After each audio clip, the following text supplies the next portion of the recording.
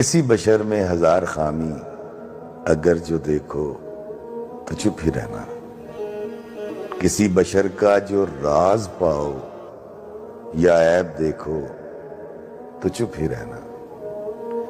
اگر منادی کو لوگ آئیں تمہیں کریدیں تمہیں منائیں تمہاری ہستی کے گیت گائیں تمہیں کہیں کہ بشر میں دیکھی برائیوں کو بیان کر دو تو چپ ہی رہنا.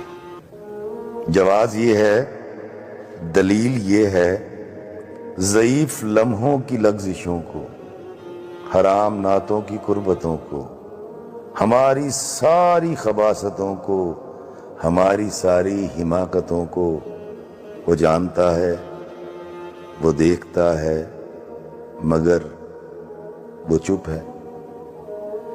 اگر وہ چپ ہے تو میری مانو وہ کہہ رہا ہے کہ چپ ہی رہنا.